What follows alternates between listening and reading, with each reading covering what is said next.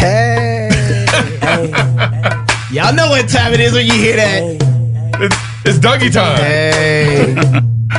I didn't. That's okay, you know. Is it going to start? Yeah, it's starting. This is it. Should I start? You see, just talk right over it. Teach me. All right. Hey, y'all. Welcome to Cross Politic. This is Advent edition. Okay. It's Christmas time. So I should be playing Christmas music? No. It's okay. But Nobody we also... told me I was supposed to play Christmas music. Dougie's going to teach us how to Dougie. Oh, okay. Okay? Everybody love me. You ain't messing with my Dougie. I can teach you how to Dougie if it's Doug Wilson. Let's get it. I know how much you really do love that, don't you? I know. That's for you. That last part is actually Ivy Connerly, right? Yep. That's Ivy. Oh, Yeah. really? Oh, my gracious. Well, Pastor Toby, Chalk Knox, the Water Boy, and of course, Pastor Doug Wilson, No Quarter November. We're wrapping up No Quarter November into Advent. Did you get a No Quarter November thing for your screens? I didn't. We should just have like a bucket of fire just on the center of the table the whole time. for No Quarter November. Oh, my You goodness. could get a Durlog or something. Yeah, Yeah, just right. burn it the whole time. I mean, This is a hard table. We just wouldn't be able to touch the I table. don't know if the ceiling's gonna take it, though. So, But anyways, Toby, Tennecore. Oh, yeah. This show is Let's brought move to it. you by Tennecore. Tennecore is an American design, development, and manufacturing company focused on creating concealment products built for every day. Tennecore designs uncompromising products that work. Their designs, like the Velo appendix carry holster, I carry that one. are purpose-built to keep your gun hidden. It does. And optimize performance. Like It silk. does. Like silk. It is. If you believe in protecting the people you care about and practical everyday carry, then Tennecore products are built for you. and the people you don't care about, you're still responsible You're for carrying them. it for a different reason, You though. still have to. Tennecore supports reliable guns trusted by professionals, including Glock, SIG Arms, Smith & Wesson, and you can use the code CROSSPOLITIC Oh, you give them those nice stickers too when you do that. for 10% off. not and, stickers. And the patch. That patch. You don't get a sticker. You can only It get sticks on that stuff. patch from Tennecore. That's it. You can't get it anywhere That's it. else. So if you go there, hey, we have a live studio audience too as well. And they're being really quiet. They're being very quiet. Yeah. Anyways. So that's Tennecore. That's Are you wearing your Tennecore right now? Tennecore.com/crosspolitic. I am not wearing my Tennecore right now because they don't make it for my 45. But when I carry my 9 Glock, I make You sure. wear the Tennecore Yeah, for that one. Hey, and for Christmas, for December, for the month of December, for anybody who signs up for a club membership and puts in the code, look at that, Merry Christmas. You got to spell it just like that, okay? No capitalization, all smushed together. You had to put it on a screen. You get your first month free. Your first month free. But here, Well, I'm going to help dress David that out. up. I'm going to help David out dress it up a little bit. How about that? You all right? But you go to fightlabfeast.com, go and join the club, and you put in the coupon you code. want to. No, If you want have to. to because it's a free month. You get one free month. Okay, that's for what it is. free. For free. Yeah, you get one free month. If you cancel after that, that's all right. But we want you to stay. That's right. And you get a free pint, even if you don't stay. We're gonna send Well, we're out just a gonna laser bless and you. grape. We're just gonna bless you. It's Christmas. Why would somebody not sign up for a free month and a free pint? Exactly. That's what I'm saying. So this should be our highest month of the whole year. Is what we're saying. What's Okay? wrong with those people?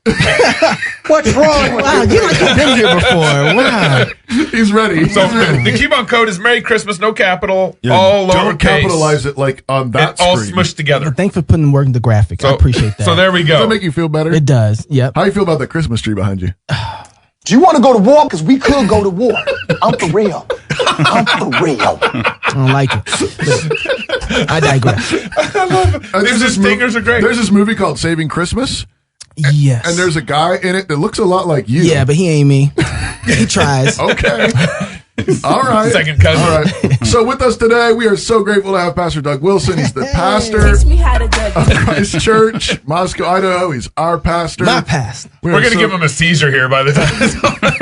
No, What makes you think I haven't already had a couple? he has 3 kids. They're married and a passel of grandkids. 17. All Yeah. right. 17. Praise And God. he's been writing a few books. They all baptized too, just so you know. Not the books, the grandkids. Yeah, the kids. The books are sanctified. The books are baptized too. They tools for the kingdom. Okay. And what's your most recent book? It's coming out in a few days. Productivity. Productivity. Productivity. Oh, I didn't know about this. What's that I about? see what you did It's there. about, yeah, you're going to have to buy it and find out.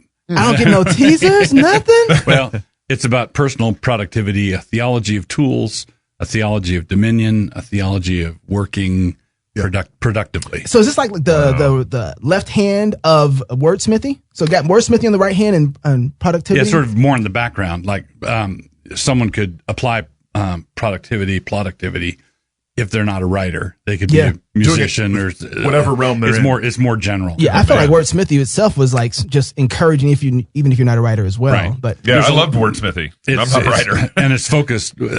There are aspects of this that would apply directly to writers. Okay. That's great. I was talking to my wife literally yesterday, and because I saw the email come out for productivity. Everybody know about this but me. It came out through Canon Press, and I was like, sign up for Canon Press. Every time I see a new book from Doug, I get mad because he can write faster than I can read, and there's something wrong with that.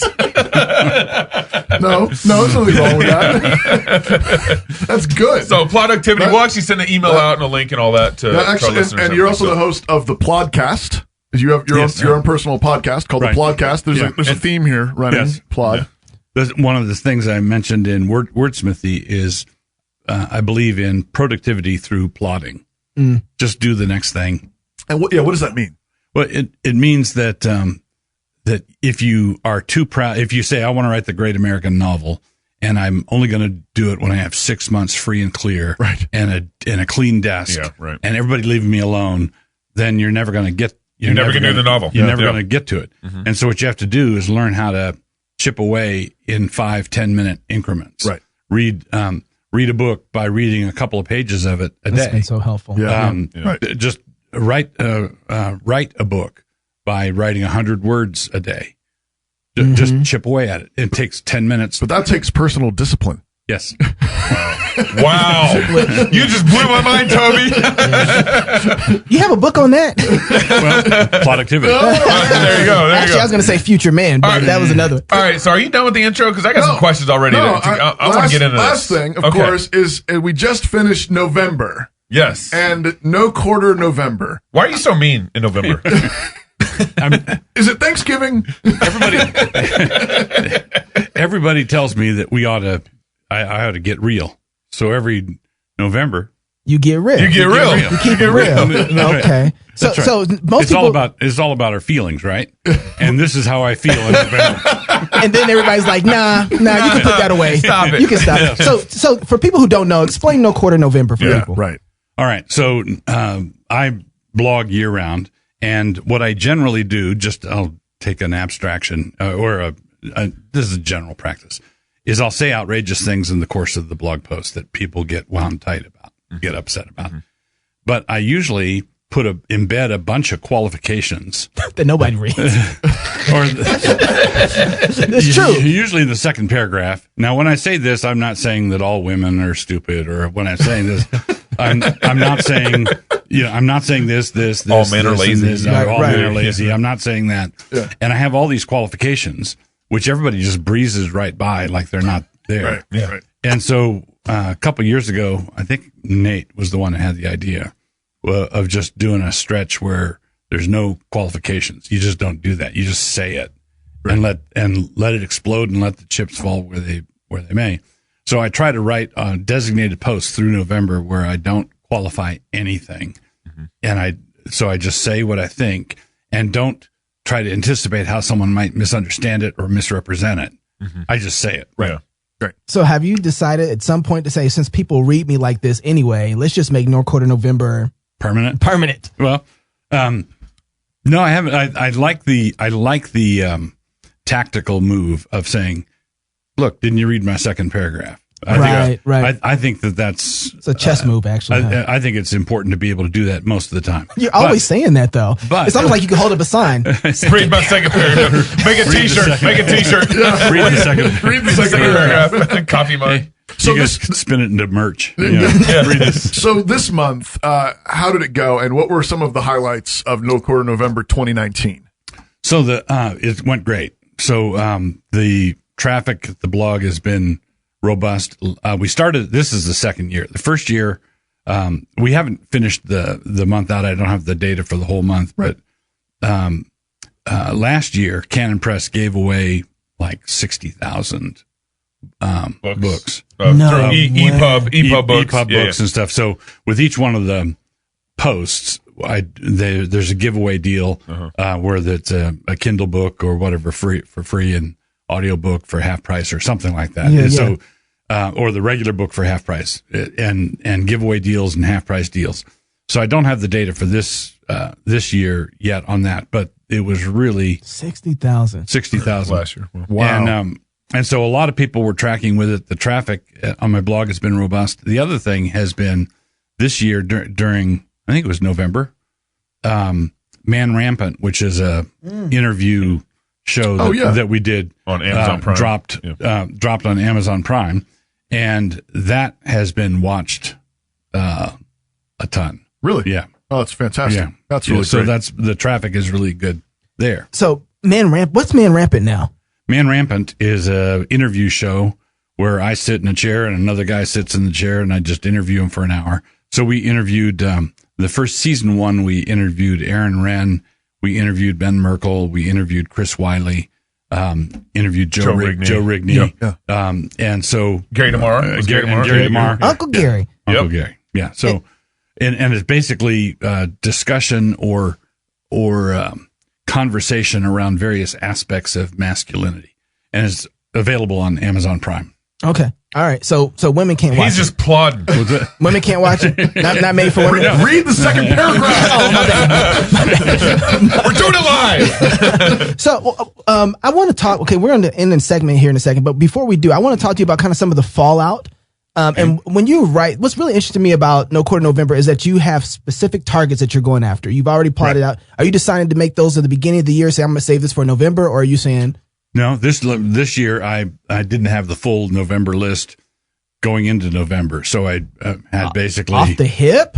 Well, yeah, it basically outrages happen on a weekly basis. You never have to wait very long. You just have to sit. No lack of material. There's no lack of material ever. Last year I kind of felt like you were plotting on this one, like you really were like ready to set aside some certain topics to be able to hit. Is that list not changed? I didn't save topics up for November. Okay. But when I went into November last year, I did have more of a map for a larger portion of the month than I did this year. So this year has been week by week. So I've had 2 to 3 posts a week during November this year. And what were the topics that you hit? What were those? Oh, I did a post on the lost virtue of sexism, for example. My wife loved that one. Okay.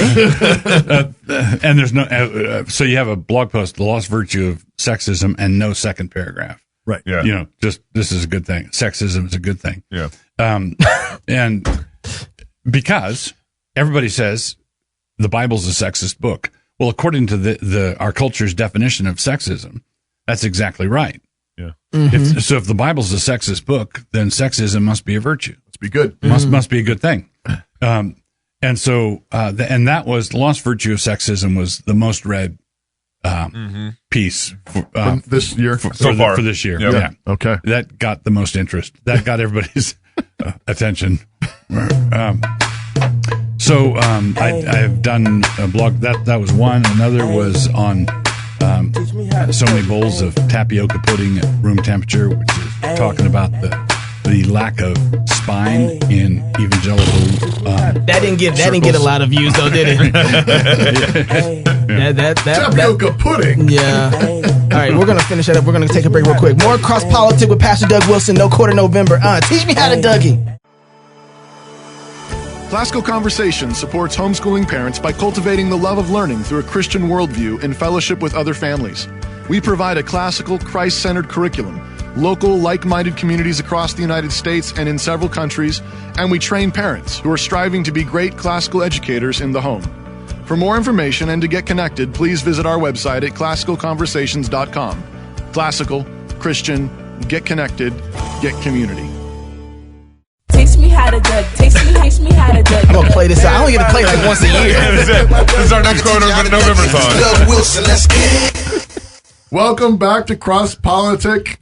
And with us in the studio is Pastor Doug Wilson. Thank you for joining us again. You're welcome.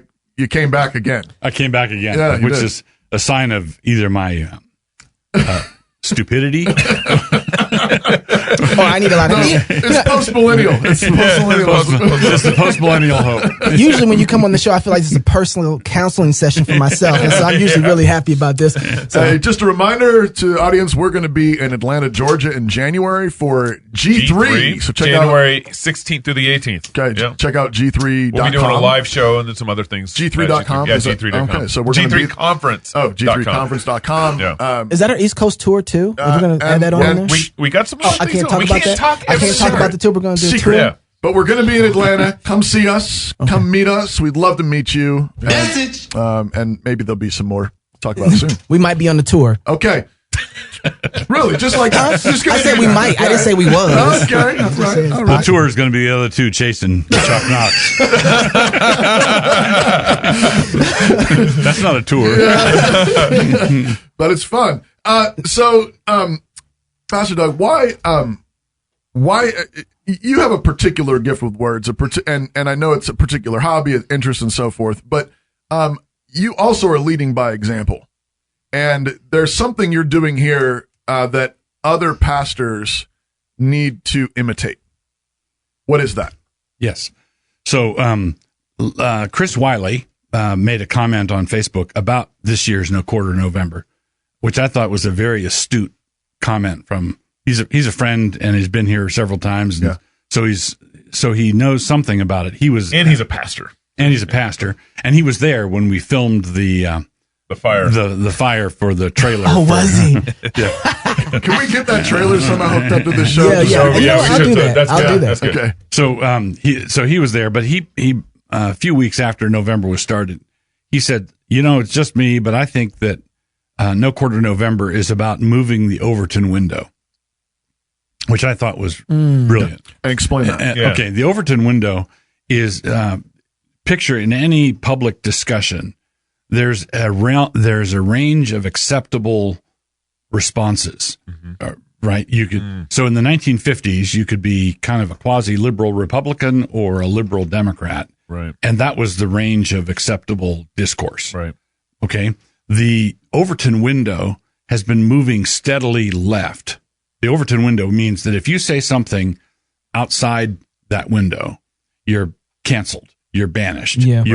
You're heretical or whatever. Women, Correct. Church discipline. Women shouldn't be in combat. Women should be, that's outside. So if you're a regular talking head, Right. even on a conservative, Right. let's say, scare quote, conservative network like Fox News or something, and you say something like women shouldn't be in combat, you guys shouldn't be toasting our brave men and women in uniform the way you do. And, Right. Yeah.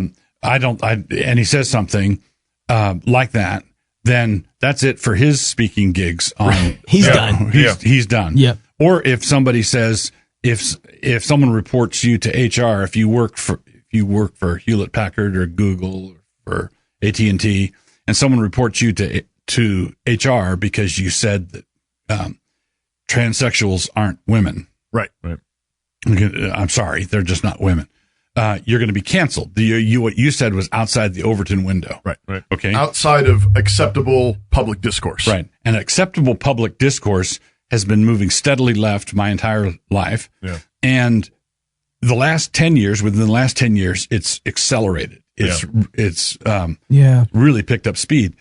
Why is that the case? Is that because pastors have not been doing No Quarter November? I think so. It's because people cooperate with being banished or canceled or whatever. The arbiters or the keepers of the gates within evangelical circles will go along with a banishment. So if someone is exiled, that was a little bit over the line, or that sounded a little vindictive, or that sounded a little mean. And so what Chris Wiley was saying is basically No Quarter November is about pushing the boundary of acceptable discourse. Look, everybody, look at what I said, and I'm still here. Right. Look at what I said, and I still have an audience. Look at what I said, and I'm not I'm not getting canceled. There are people who have tried to cancel what we've done. And you did get kicked out of the Reformed pub. Yes, I did. What a praise. How do you feel about that? It hurts my feelings. Well, I wasn't kicked out of the Reformed pub. anybody is kicked out of the Reform Pub Yeah. who mentions my name. Yeah. Right. If somebody mentions my name, then out they go. Y'all saw the meme. I don't know if you saw this or There's not. so many memes going around about the this. one I love, though, is the one where you're in Europe riding the little motor scooter. And I don't know what it said, but it's, watch out, here comes the, mean. The fourth horse, or the horseman of the apocalypse. This is what the Reform Pub. This is what the Reform Pub thinks of when they think of the fourth person on a scooter. Yeah. So That's great. So basically, what I'm, and I think that was an astute comment by Chris Wiley, because what I'm trying to do is say to pastors and leaders, look, you can be politically incorrect. You can say things that everybody yells at you for saying, and the sky doesn't fall. It only falls if we start to cooperate with them in policing our own ranks. Mm-hmm. So that's scary, because the fact that you have to tell a pastor that would make me think that I would hope that a pastor would know that, though, right? They would know that that's not going to happen to them. And then they should be ready to engage that, even if it does, because they're willing to stand up for truth, because that's what they're protectors at the gates, right? You'd think. So then the other side of that is that either they don't know that it's safe, or they've already been compromised. And I think, let me give you the most charitable read that I can on this. I'm not that charitable. That's why your pastor's here. I've been in the Southern Baptist Convention. I don't trust none of them. So here's the charitable read on it. There are a bunch of good guys who are not well read. There's across the waterfront, in all the different areas, economics, banking, military, politics, matters, education, foreign policy, education. Their education was narrow. And so consequently, if something comes up and someone says, here, go over and fight a battle over the, what the Federal Reserve just did to interest rates. Right. They're going to say, if I go over and engage over there, I'm going to get my clock cleaned. I'm not competent to fight over there. I'm not ready. I need to read. So there are a bunch of good guys whose all their instincts are where we think they ought to be. Right. Now there's something wrong with that, but I'm not quite sure what it is. But I'm not ready. I'm not equipped. Nobody trained me for this. Yeah. So it's like you going to seminary. Modern seminary education equips pastors to lead churches in a generically Christianized America, where everybody is largely behaving themselves. Right. And then all you have to do is teach these real Christians how to go to heaven and be even holier than the general population is. Right. So basically, you're prepared for ministry in Eisenhower's America, right? Wow. But you're not prepared for ministry when they're surgically altering boys into girls, and they're killing millions of children. In the place that ought to be the safest place on earth, is the most dangerous place on earth. Everything's demented. Everything's come apart. And see, that's so true, because I don't know if you've seen this yet, but J.D. Greer, president of the Southern Baptist Convention, just got done making a comment that it's okay to use pronoun hospitality. Yeah, he calls it pronoun hospitality, where he would use the pronoun that they want to be called by, in order to try. And so you're right. He doesn't know how to. He might be a person who's on our team in this, but when you start talking like that, I get real nervous. I think a pastor would. That's Absolutely. a creation. Genesis because what 101. you're doing is you're saying an essential ingredient in hospitality is lying. Yeah, exactly. Right. So I have to tell lies to this person in order to be hospitable to them. No, that's not one of the assigned tactics that we are given. We're supposed to open our homes, open our tables, sit down, have people in our homes and talk to them. Honestly. We don't be hospitable to the adulterer. We don't be hospitable to the murderer. We don't be hospitable to any of these people. Not by lying. Right. Well, and that's a misunderstanding of hospitality and truth at the same time, right? A dishonest man cannot be hospitable. Right. It's not truly being hospitable. Right. Isn't it true though? I mean, so the role of a pastor, I mean, isn't it our job to be working the Overton window? Yes. I mean, it seems like that's not an option. It's not like something that some pastors do. Right. All pastors are charged with the task of creating a true biblical Overton window. Right. Correct. Absolutely correct. So when the early church was spreading through the ancient Roman Empire, basically, if you believed in one God like the Christians did, you didn't believe in the gods. And if you didn't believe in the gods, you were an atheist. According to them. According to them. Right. And so one of the things the Christians had to do was move the Overton window. Right. They weren't atheists like Lucretius, or they weren't like that.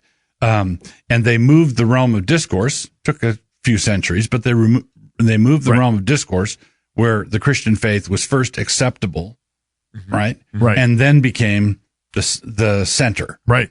Yeah. But it seems like even going back to Eisenhower's America, we're failing on the job in the 50s if pastors don't already recognize that it's their job to create an Overton window of discourse for society. Right, because back in the day, those things don't stay put. Right. If you just say, man, things are pretty decent, and there's crime is low, and I've got a good job, and my kids are well fed, everything seems to be going all right. Well, life is on a conveyor belt. Right. And if you're not going, well, a better example would be you're swimming in a river. Yeah. Right? If you're not swimming upstream, you're floating downstream. Exactly. And if you just said, okay, this is good, I can just check out. Right. And just assume that it's going to stay this way. Well, it didn't stay this way, right. And now the inmates are running the asylum. So, if you had to say this is where I want things to end up after No Quarter November, what is your goal? My goal is for people to realize that it is acceptable for ministers and other Christian leaders to talk this way. Yeah. Not only is it acceptable, but it is mandatory. Yeah. We need to recover our voice, our prophetic voice. And this voice really is just the voice of the Bible. That's what we're talking about. It's not just like, sometimes our mics work. Yeah. He's just starting fires for Gabe to put out. Yeah, right. Yeah. It's not just that Doug is going off. Right. The goal in all of this, and we've talked about this with you before on the show, but get his book, The Serrated Edge. But the goal is to talk like the Bible talks. Talk the way Jesus talks, Paul, Ezekiel, Isaiah.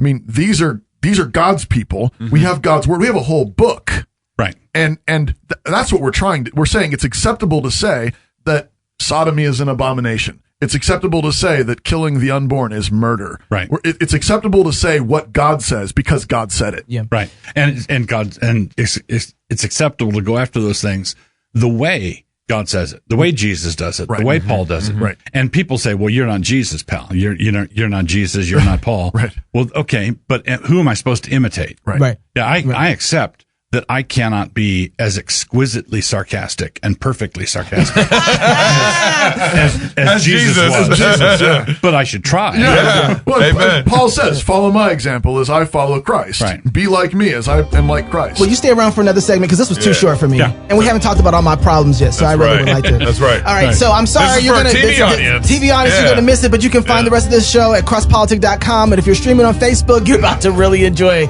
the next 45 minutes. If you're single, get married. If you're married, have kids. If you have kids, go baptize them. Until next week, love God with all your heart, soul, mind, and strength. Love your neighbor as yourself. Go fight, laugh, and feast. This is Cross Politic. No time constraints now. No time constraints. And so I'm not even going to play. I just want to. We can just keep going. Okay. From where we were. I just want to jump in. So have you been have you been following what's going on in Southern Baptist Convention at all?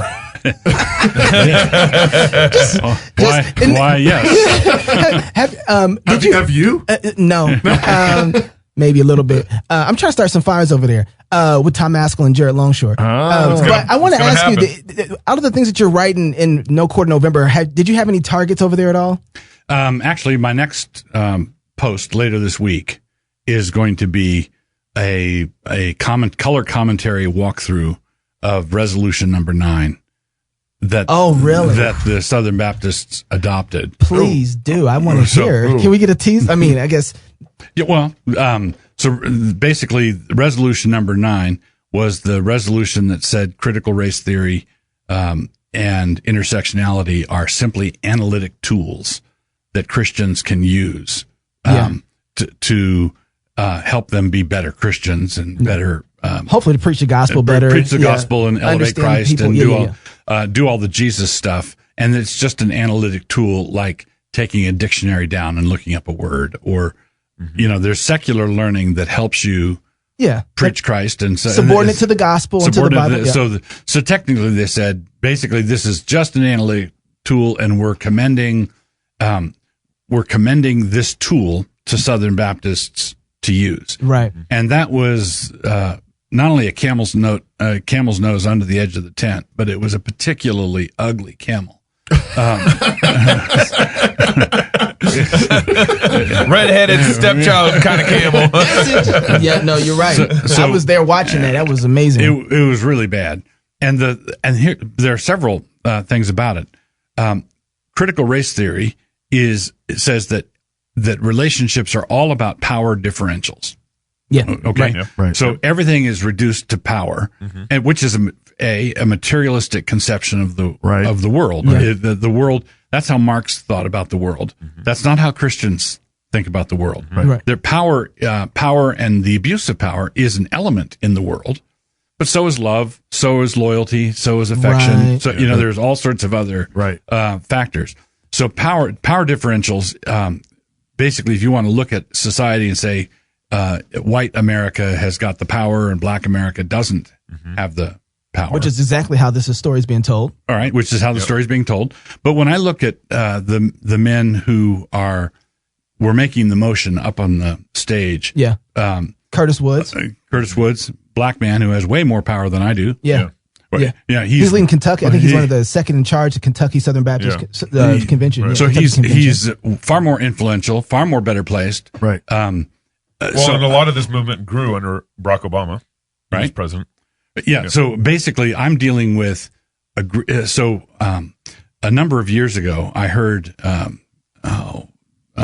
Crawford Loritz speak at Desiring God. Brian Loritz's dad, and he was talking about what it was like in the segregated South when he was growing up, and how a black family traveling across the country would have to not just gauge the distances between gas stations, but and hotels, but what hotels would take you, and and additional factors. I'm still picky about which places I stay in when I travel across the country. Well, just for the record. But aren't we all? I am too. But for the same reason, Loritz would say, But he told the story about genuine bigotry, sort of out there on the surface, smelly genuine bigotry, and he told it with grace and forgiveness, and it was just a wonderful testimony. And then his son, Brian Loritz, who grew up in a country nothing like what his father grew up in. I probably couldn't get into the whatever country club Brian Loritz, you can go to. So the point is that he's in a privileged position that his father wasn't in, but he's far more ticked off, right? Far more aggrieved, far more through proxy upset because of what happened to my parents and grandparents. Well, it's like C.S. Lewis in The Pilgrim's Regress, where the pilgrim runs into a group called the Clevers, and they're disillusioned because of the war, and the war drove all our ideals away from us, and we lost all our ideals in the mud and the blood and the suffering. And the pilgrim says, but it was your fathers who were in the war, and they all came back from the war and settled down and lived ordinary lives. Why are you disillusioned? Why is this? And it's because this power differential is being viewed through the eyes of envy. Okay, and envy is not being tagged as the sin that it is, that it actually is in this. So the critical race theory, and here's the big problem with it, is if you say it's all a matter of power, and if you're powerless, then Jesus is on your side. Okay? If you just say that's James Cone. If you're powerless, and I'd say so, Jesus is on the side of the editors of neo-Confederate newsletters. Right. Neo-Confederate newsletters are edited by the powerless. They've got nothing. They've got nothing. They're running their own independent republic out of a trailer park in Houston, right? right? Yeah. So, all right. So there's nothing. There's nobody more marginalized Right. than the editor of a neo-Confederate newsletter. The true blue racist. A true blue racist. He's marginalized. Yeah. Well, is Jesus on the side of the powerless? Right. So then let me push back on that a little bit, because I think they would say is like, but and this is critical theory. Whiteness itself has all the power because the structures have been designed to support and give a handout to people who are white, because they had all the power. So they created a system that supports them. So even those guys who you would say be marginalized, if they're white, they are inheritors of the system because just from being white. Wait. So they're benefiting in ways, even though they would be marginalized in number. These people, at least in the SBC, the people who are talking about this, are saying it's not a matter of biology. When we talk about whiteness, we're not talking about biology. But then Actual pigment and skin color. But they talk out of both sides of the mouth. I with that. know that too. But let me just take that one statement at face value. Yeah. I would say that means, if you're not talking about biology, that means that if the power structure is white and these gents are in the power structure, then they're white. Right. Yeah. Is Barack Obama white? Is he white? Right. Well, he's as enmeshed in the power structure as you could possibly be. And there are any number of people that are Harvard grads, Ivy League grads, that are running foundations. They're part of the power structure. Right. And I'm not part of the power structure. Now, if it's not a matter of biology, then they're white and I'm black. Yeah. Right? Yeah. Okay. Right. Because you could identify that way now these days. Well, if I wanted to. You just turn into Rachel Dolezal right there. But you can't. But you can't. A man can be a woman, but a white man cannot be a black man. Yeah. So the thing is, and here's the other problem. It's a similar problem to the old class struggle with the traditional Marxists and the Marxism that crept into the church. If mammon is inherently corrupting, if I'm compromised and corrupt simply because I'm well off, right? Mm-hmm. Then why would I give it to anybody else? It's like saying you're a cancerous, you're a cancer-ridden, poor excuse for a human being. You need to share that cancer. Right. Yeah. Well, wait. Yeah, that's a good point. Is this a good thing? What are we going to do? If power's bad, why? If the revolution succeeds, Right. If we actually empower, if we empower the powerless, then aren't we making them wicked? we're making them all white. Right. We're making them all white. Which once again is like, that's a horrible concept. Like, you know what I mean? Like, Oh, I know. It's terrible. Yeah. There's no fix. So why is it that this is gaining inside the Southern Baptist Convention? And why does it seem like, I guess there's two questions. Why is it gaining inside the Southern Baptist Convention? This should have never appeared. I mean, thinking about how it came in, I heard Tom Askell talk about this. The resolution came from a guy who was completely 180 degrees opposed to the idea of what they presented in his name. Right? And so he wasn't supporting this. It got rewritten. It got in the committee. It got gutted and rewritten with his name on it. And the committee presented it. Oops. Right. And so, That's so bad. if you want to give everybody the praise, then you got to also give them this is a down. So again, I know that they can do that, Right. but why is this being ushered up and then offered in front? I think I wrote a piece not in November, but some time ago, where I believe that the Achilles heel for Presbyterians, the PCA, is sex, revoice sex. And I think the Achilles heel for the Southern Baptists is race. And that is in part because there's an easy narrative to spin, because the Southern, Baptist Convention. it's Southern. Yeah, right. Yeah. All of the spokesmen for the Southern Baptist Convention have the kind of accent you could spread on a piece of bread with a table knife. Howdy, y'all. So there's real sins in the past. There's genuine sins in the past, and there is a historic link between those sins that happened in the past and this denomination. Right. Like Southern Seminary Board had founders who Well, the owned seminary slaves or stuff, and stuff the like that. Southern Baptist Convention was started Right. Primarily. on racist. It was started in all as part of that complex series of political events that led to the Civil War. Right. And race was right in the middle of it.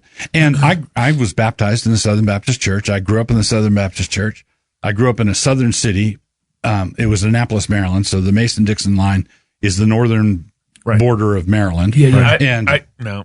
Sorry. Okay. But keep going.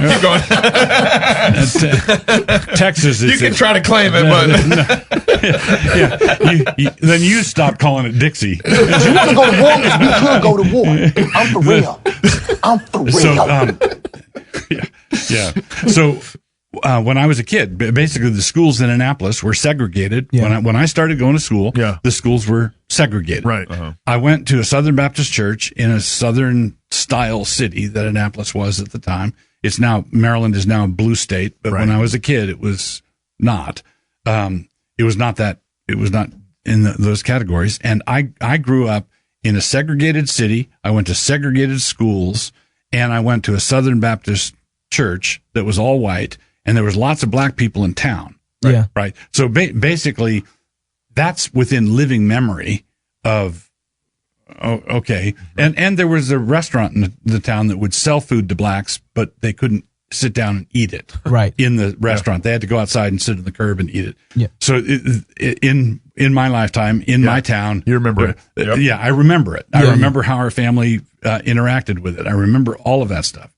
And the thing so I think that there are many people in the Southern Baptist Convention That can also remember it. Yeah. That weighs on them. And then someone comes and starts telling them lies, like, you ought to feel bad. And I do.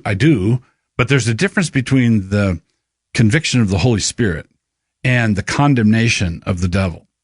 Right. Reconciliation cannot happen unless there's the removal of condemnation, not the heaping up of condemnation. And critical race theory is just going to provoke people to finally white America, particularly white Southerners, had a bad conscience about the whole thing, right? Back in the 50s and 60s, they had a bad conscience about the whole thing. Yep. And the reason the civil rights movement made the gains that it did as rapidly as it did is because, you're right. Yeah, you're right. Yeah, you're right. And then Martin Luther King's, I had a dream that people will be judged by the content of their character and not the color of their skin. And I think basically bigoted America at that point capitulated in principle. Yeah, you're right. Let's try to be colorblind.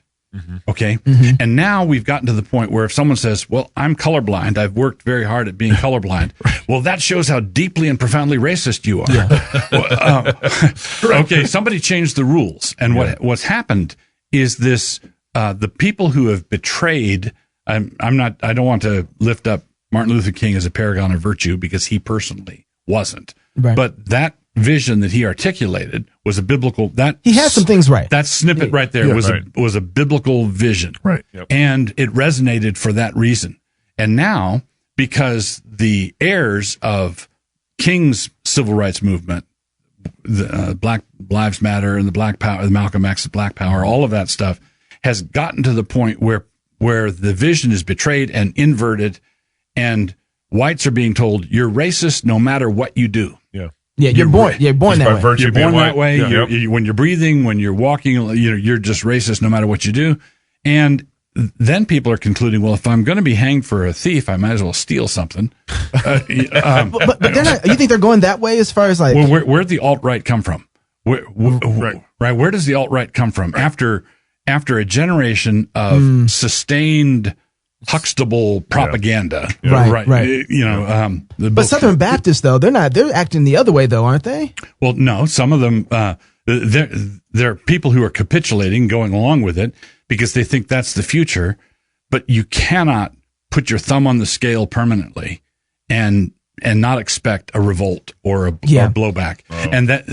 Basically, the leadership of the Southern Baptist Convention is running the show along approved progressive lines. Yeah. The vast bulk of Southern Baptists individually put Trump in office. Right. That's okay. That's right. So so it's just a matter of time for that to swing all the way out. You're saying, and you get the alt-right in the Southern Baptist Convention as a. You already see that happening with First Baptist Church Naples. Is that right? Well, you have a guy who, I don't know if you guys are familiar with this incident already. A black guy comes in Florida. Yeah. A black guy comes into basically interview for the pastorate job. You have to have 85 votes to get it. He only got 80. Some of the members were concerned that he has left tendencies, and rightly so, since his Facebook page does that. And they were put in church discipline and kicked out of the church. And because they're racist. And called racist for not process. voting for the black candidate. That was the only reason that he didn't get in was because of racism, which, well, if you, they're already. Keep that up. Yeah. Keep that up. And you're going to have people say, well, Fine. I guess racism is inescapable. Right. And I might as well embrace it. Well, you have Ta-Nehisi segregate. Coates on the far left already doing this. Basically, he just says, no, you're racist. You're white. You're racist. Yeah. Like it's just because boom. of the power structure systems there. And actually, and just not Ta-Nehisi Coates on the left and the people on the right, you also have Southern Baptist leaders who are saying they are racist. So you got Matt Hall, who's publicly saying that, and then you have Matt Chandler, who's just embracing the idea of white privilege, which he's only a matter of time before that eventually develops into like, I embrace the. Right. If you say you embrace the system because the system works for you, then you're embracing an inherently racist system. So he's saying it indirectly. The other area I see this in is you're talking about where we're vulnerable, and you're saying basically it's wherever we have guilt. Right. And the other place I'm seeing a lot of this in is the whole like Me Too movement and abuse. Right. Has abuse happened in the church? Yes. Yes. Have children been abused in the church? Yes. Have pastors abused their power in the church? Yes. I mean, so we know that. And so I think people, again, another vulnerability, and maybe both sides, maybe PCA and SBC on that count. Right. And then what happens is with the guilt comes the hooks. Yeah. Yes. Correct. And so, and what happens is in a lot of these things with the racism, maybe with, even the homosexuality, issue, It's coming. and the abuse stuff is, oftentimes you have the premise is true enough. Right. That bad things have happened, sins have occurred, crimes have occurred. Yeah. And here's But then what happens is rather than turning to the gospel and the Bible, you end up with statist and other sorts Another of standard false to judge gospels. So here's the thing. The Apostle Paul was a persecutor of the church. He describes himself as an insolent man, a blasphemer. Right. He would arrest Christians and try to force them to blaspheme. Right. He says when they were put to death, I voted against them. Right. I wanted them put to death. And so there's a transformation on the Damascus Road. And I want you to imagine being a widow in a Christian church in Judea. Right. And you have to go listen to Paul preach. Right. And your husband is dead. Because of him. Because of him. Ooh. Okay? Yeah. So the man who's preaching, the man who's bringing the message, the word of God, your husband's dead. Right. Or he might still be in prison, or, So what does the power of grace do? So when preachers of the gospel fan out across the world, preaching sovereign grace, preaching free grace, preaching forgiveness of sin, we're not preaching forgiveness for having cheated at bridge. We're preaching free forgiveness in Christ for real evil, genuine evil. Amen. Right. And it's the mentality that caused Lou Zamperini to go back to hunt down the guards who mistreated him in prison camp in Japan. Right. Or Corrie ten Boom doing the same thing. She was going back to confront and forgive real evil. Right. Or genuine evil. Right. And so, and the same thing is America is up to its neck in blood, 60 million aborted babies. Yeah. We are, flaunting our homosexuality with Obergefell and everything else. Yep. We are depraved. We're a genuine royal mess. And the only thing that can cut through all that is free grace. Right. And so consequently, preachers of free grace are going to be targeted. They're going to be, you're a racist, or you love pedophiles, or whatever. It strikes me that, and what they all say is, no, I mean, they would absolutely object to Paul preaching to that widow. Or to the woman whose husband, they would absolutely object. All the wokeness would say, no, Paul, you cannot come here because of what you've done. Right. And it's going to send all the wrong messages, and no one's going to, but the thing that God did in that was to display his grace. Right. He said, no, watch this. I'm going to take the one who did so much harm. Right. And I'm going to transform him, and I'm going to make him a vessel of the gospel. And it was a real blessing to that widow to hear that. And that's the thing is, and so when the black man or whatever says, no, we can't have a white man come and preach the gospel here, or vice versa, or we can't have men preach to women, or we can't have, where these horrible things have happened. What we are saying is we will not have the gospel here. Right. Yeah. That's right. And that's why this is a gospel issue. Exactly. But okay, so I get the Paul example. Paul does all these atrocious things, becomes a Christian, and the widow, and he should be able to preach the gospel there in that moment. But what about pastors like Lig Duncan, who for 30 years said, I had these blind spots, and now they're accepted, and all Big Eva, it brings in Lig Duncan even further into their fold because he's had blind spots for 30 years. In that kind of scenario, I'd be like, well, if you've been a racist for 30 years, you've had blind spots as a pastor and a theologian at a seminary, then you should step down. So I read his foreword to Eric Mason's book, Woke Church, and I read part of the book. But I can tell you, with him having written that forward to that book, he's still got blind spots. Yeah, exactly. He's still not. Well, he did a message Together for the Gospel or TGC. Was it MLK 50? It might have been MLK 50, where he said in the pulpit, he said, brothers, he got tears in his eyes, said, I've had blind spots for 30 years on racism. And right. what are the blind spots he still has? Well, the blind spots that he still has is he thinks that woke is going to wake anything up. Right. All it's going to, the woke movement is going to do is breed resentment because there's no forgiveness of sin there. Right. So you cannot reconcile Jew and Greek, male and female, slave free, black and white. You cannot reconcile them unless both the black man and the white man are absolutely convinced that something bigger than both of them is in the room. Amen. And that thing has to be the cross. Right. It's got to be grace greater than all my sin. Right. Yeah. Right. You can't sin. You can't sin more than Jesus bled. I think one of the undertone issues in all this, we were talking about the Overton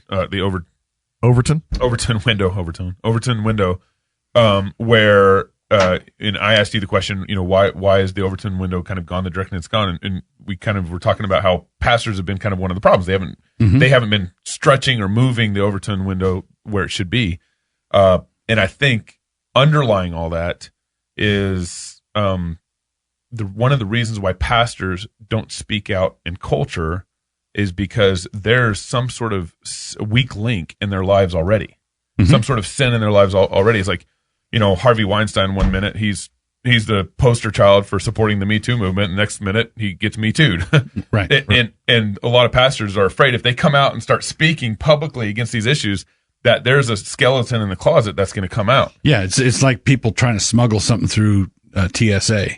They've got something contraband in their suitcase, and they're standing in line, and their left eye starts to twitch. Well, why is that? Because they know they've got something there. Right. And so you're really going to go up against the principalities and powers, are you? Right. Do you think they've got ways of getting to your browser history? Right. Yeah, right. Right. And so all of this comes back to be, you can't preach a gospel that you haven't actually allowed to deal with all your sin. Right. You can't deal with other people's sin. You can't stand up in a pulpit and proclaim Christ crucified for all that evil if he hasn't actually dealt with the evil in your own heart, your own browser history, your own family, your own marriage, your own children. And I think that's the difference, though, is I think the guilt that's felt is not actually getting, and then what they end up preaching, what I think ends up getting preached in a Lig Duncan woke sort of fashion is what you get a mention of gospel, you get mention of the cross, certainly in a lot of places, but then what you end up with, though, is ultimately is a bowing down to, a cowering beneath the woke narrative, rather than this unleashed boldness, which is what you get with Paul. Right. I mean, Paul had every reason to cower, and he doesn't. Yeah. He acknowledges the shamefulness of it. He, here and there acknowledges, I was a persecutor. I wasn't, I was chief of sinners. But he did that in order to make an example of me, so that all that who would come to believe would know that, dude, if he can save me, he can save you. Yeah. And he even he has the audacity in 1 Corinthians 15 to say, and I've now worked even harder and done more than all the other apostles combined. Yeah. And the churches in Judea who heard about me rejoiced. Exactly. So if we don't have a place for that, then we don't understand the gospel. Right.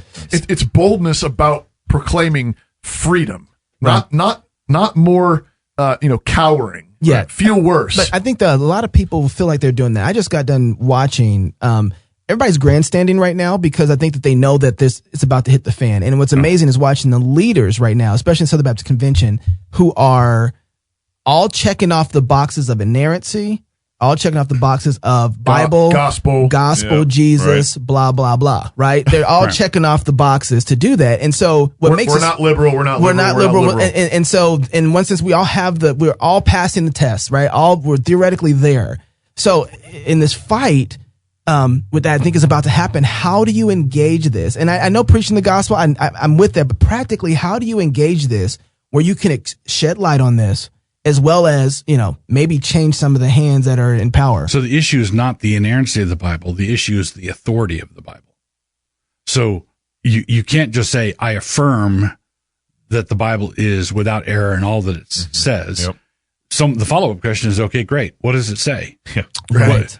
So great. You should be doing this now. Does it say that women can preach? Yeah. Should slaves obey their masters? Should Beth Moore be preaching? Right. Yes or no? Yeah. I don't care if you check the inerrancy box. Right. If you then say, well, my interpretive grid says that we have to understand the original context of, yes, I know, I've heard it before. Yeah. And it's the boots on the ground. It's authority of Scripture. Yeah. So the issue is the full inspiration of Scripture and the practical sufficiency of Scripture and authority over everything we say and do. Yeah. So in economics, in politics, who you vote for. Should you walk through the parking lot of a woke church, right, and you're taking all the license numbers of all the cars in the church parking lot that have an Obama sticker on it or a Bernie sticker, because you're going to bring charges. Okay, well, what do you mean? That's ridiculous. Are you going to bring charges over a political difference? Right. No, I'm bringing charges over support for partial birth abortion. Yeah. Right. The authority of Scripture. Yeah. So then our listening needs to change from not just ticking the box, but actually, how are you walking? What are you doing? And how are you applying? Because I think that we hear like, well, they say they're this, they say they're that. It's kind of the same that's happening with Karen Swallow Pie right now in Tom Haskell. How many of the racists who, the old school racists, the old kind of racists, the real racists, the real racists, bona fide racists, KKK racists, how many of them would have affirmed inerrancy of Scripture?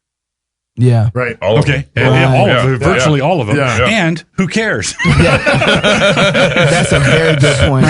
Yeah. Okay, so this, I think this brings me to I'm having a hard time trusting Al Mohler in all this. Okay. Because I see him checking certain boxes that I'm glad he's checking, but at the same time, I don't see him publicly dealing with things that I think he should be publicly dealing with. So I've been in situations. This is why I do have patience with him. Yeah. Okay. I know she chose patience. I just want to point that out. So this is why I think that we should wait and see for people in Al Mohler's position. Faithfulness at the top of an organization, a huge organization. Yeah. What the Southern Baptists have, 13 million? 15 million. 15 million on paper, people. 15 million. They're all going to heaven, right? So, turning things like that is like turning an aircraft carrier around. Mm-hmm. Okay. Mm-hmm. So I don't want to be the guy in the back of the tavern yelling at King David because he hasn't fired Joab yet. Yeah. Okay. He can't fire Joab yet. Uh-huh. Right there. Because there's some sheep that need to be brought Or along. no, because Unless Joab Joab has some dirt on him. or unless Joab's the head of the committee and presents critical race theory. Right, yeah. So basically you've got, Abner is on the other side, and he's a good man, a man of integrity. Joab is on David's side, Right. and he's a bad guy. He's a bad guy. He's a bad blood. guy, man of blood, and also very shrewd and kind of tricksy. And David is a man after God's own heart. Okay, when you're in a position of authority, the president, and you've got your cabinet, and it's a huge operation. Yeah. It is awfully hard to keep track of what everybody's doing. And Jesus says, when you go to war, you count your troops. When you build a tower, count your money. Yep. So basically, I don't know enough. Yeah. I simply don't know enough to say that Al Mohler is compromised because I don't know all the ins and outs. I know that some of the people who are at Southern are not doing him any favors. They're not. No. Jarvis Williams. Let me put it this way. If you were at the convention and your professor presented critical race theory, was the chair of the committee that presented critical race theory, would you go to the mic against critical race theory? That's the scenario. Al Mohler didn't. So here's the point. Okay. If you go to the mic, you're not. It's not that simple. right? It's not that simple. I could go to the mic. I'm just a backbencher. I could go to the mic and say, "What's up with that?" Right, but let's say this new St. Andrews College, and your professor does that. I'm glad you brought that up because in all the institutions I've been part of, Logos School and New St. Andrews and so forth, there is a biblical, gracious, godly way to deal with problems. Yep. And an insightful person across the country could easily say, Wilson's not dealing with that problem. Yep. But I was. Yep. Okay. Right. Yeah. Right. I was. And I was saying, I saw the inconsistency just like this other guy. But he's looking at his watch and tapping his foot. Yeah. And so just recently, Matt Hall, the provost at Southern, who said that he was a racist, he's going to be a racist until the day he dies in the woke sense. He's a woke because he benefits from white supremacy. I don't really believe what he said there, but yeah, he's a woke. He's a woke style racist. I just read yesterday an article that he wrote on critical race theory that Al Mohler tweeted out. Yeah, that it was an excellent article. It was that contradicted everything he said. Sure, but But I mean, I guess without even dealing with that happening, all of a sudden he writes this article, I have no. Yes, you do. Clearly, somebody's been doing something. Sure, I think it's Tom Askell that's been doing something, not Al Mohler. Yeah, but this is the issue. I've been in the position where repeatedly where people have judged what I was doing based on their timetable, and they had 1/10 of the information about what my restrictions were, what my authority actually is, what my long-term relationship with this person is, whether I thought I could bring them back. There's all kinds of things. But Doug, everybody knows that you're a tyrant and a meanie. Well, you run everything. Here's the deal. People know that, yes. I want to jump in a little bit here because I was there at the convention. I've been privy to some of the conversations and watched kind of how Al has operated. And just the Matt Hall thing doesn't suffice in any way to me. I didn't think the article was even really good. Watching Matt Hall operate, he did the Bible, Jesus, God, gospel check thing. And Mohler to me is critical race theory must be rejected. While his colleague is presenting it as a head of the committee at the Southern Baptist Convention. Whatever change of mind or the change of strategy. He didn't come out and say Resolution 9 was a bad and horrible thing that came to the Southern Baptist Convention. But anybody who put 2 and 2 together would say, so you oppose Resolution number 9? Yeah, but he didn't say that. Well, no, I did. Right, but my point is that why is it that people are shooting at Askell? We need clarity. Well, especially right now. So Tom Askell comes out and speaks against Resolution 9. Now, I don't know if he was there or not at the convention. I'm assuming he wasn't. Mohler contacts Tom, asks him to speak to it.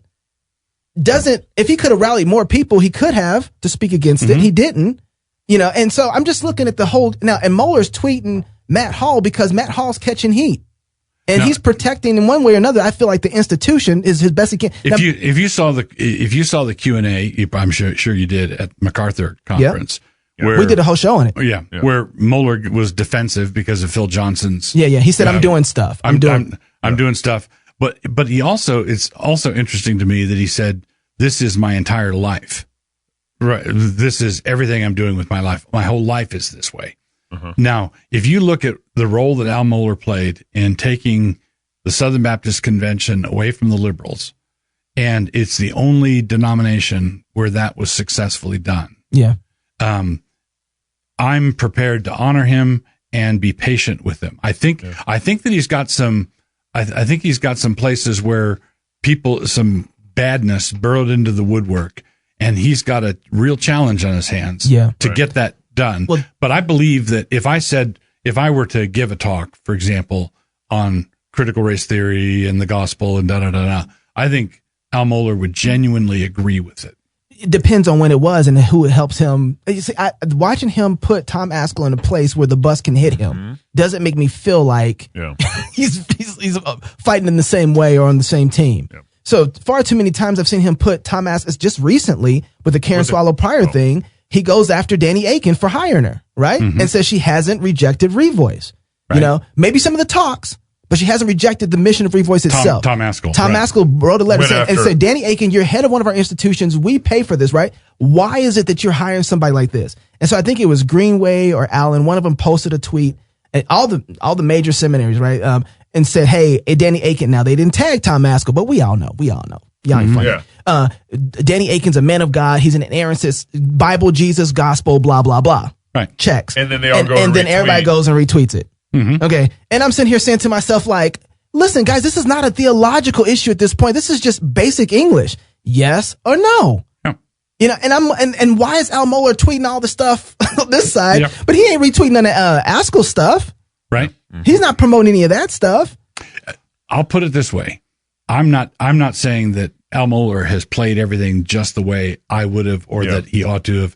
I'm not saying that. Yeah. I'm saying that I believe he's among the angels. I believe he's a good guy. I believe he doesn't like what's happening. Yeah. And I think he's beleaguered and outmaneuvered. So I think Al Mohler needs prayer. I think it's a David and Joab situation. I don't think if I go over to one of David's adversaries' side. Yeah. So here's a good example. Ahithophel, the counselor who did go over with Absalom, was Bathsheba's grandfather, I think. So grandfather or uncle, or he was related to Bathsheba. Okay. Yeah. And he went with Absalom for good reason. And he went for, so basically he had a reason to hate David. Right. Okay. Everybody's got people have got stories. It's complicated. It's complicated. I get it. And so if David can be given a pass, I think it's one of the things that David should have lived in a way where he would have been able to handle Joab. Yeah. But as it happened, he had to have Solomon take care of Joab. Yeah. But he wanted Joab taken care of. Right.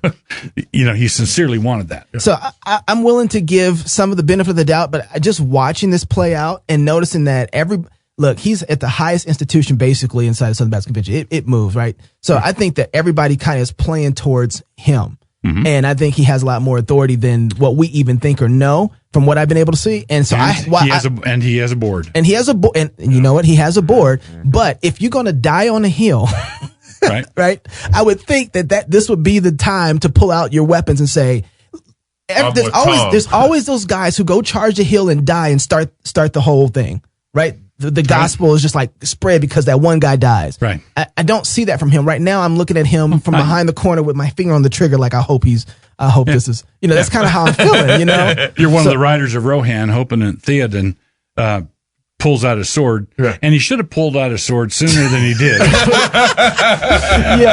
But he did. Yeah. Well, that's what I'm hoping for. Yeah, that's what I'm hoping for. So I'm glad you're there and I'm here. Pastor Wilson, thank you so much for joining us on the show. All right. If you're single, get married. If you're married, have kids. If you have kids, go baptize them. Until next week, love God with all your heart, soul, mind, and strength. Love your neighbor as yourself. Go fight, laugh, and feast. And be like Pastor Wilson. Give Al Mohler some patience. Some more patience. I'm ready to shoot.